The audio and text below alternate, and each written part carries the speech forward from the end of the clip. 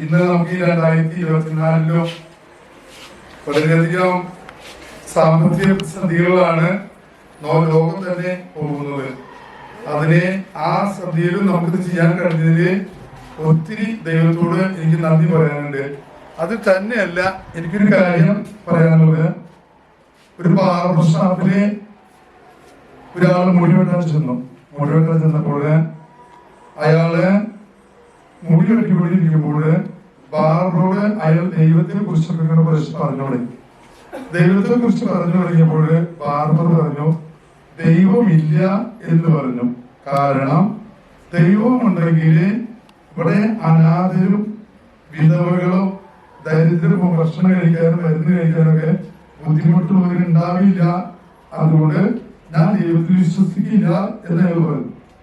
അങ്ങനെ ഇയാൾ മുടി വെട്ടിയിട്ട് പുറത്തിറങ്ങിയപ്പോൾ ഒരാൾ മുടി വെട്ടാണ്ട് റോട്ടിരിക്കുകയാണ്. അപ്പൊ അയാളെ കണ്ടപ്പോൾ ബാർബർ ചെന്നിട്ട് പറഞ്ഞു നമ്മുടെ നാട്ടിലെ ബാർബർമാരില്ല എന്ന് പറഞ്ഞു. അപ്പൊ അയാൾ പറഞ്ഞു ഞങ്ങളുടെ കടയിൽ വരുന്ന ആൾക്കാരെയാണ് മുടി വെട്ടുള്ളൂ, ബാർബർ ഷേവ് ചെയ്യുള്ളൂ, പുറത്തുള്ള ആൾക്കാർ ചെയ്യില്ല എന്ന് പറഞ്ഞു. അപ്പോ അയാൾ പറഞ്ഞു ദൈവം ഇതുമാതിരി തന്നെയാണ്, വിളിച്ചപേക്ഷിക്കുന്നവരുടെ അടുത്തേക്ക് മാത്രമേ ദൈവം വരുള്ളൂ. അപ്പൊ നമ്മൾ വിളിച്ചപേക്ഷിക്കുകയാണെങ്കിൽ ദൈവം നമ്മുടെ അടുത്തേക്ക് വരും. അങ്ങോട്ട് പോയിട്ട് മുടി വെട്ടി കൊടുക്കില്ല ഞാൻ. അപ്പൊ മറ്റാള് പറഞ്ഞു ദൈവത്തെ വിളിച്ചപേക്ഷിക്കുന്നവരെ മാത്രമേ ഞാൻ ചെല്ലുള്ളൂ. ദൈവം അവരോട് പറഞ്ഞു. അപ്പൊ ഇത്ര മാത്രം നമുക്ക് പറയാനുള്ളൂ. നമുക്കൊന്നും പറയാനില്ല. ഇത് മാത്രമുള്ളൂ.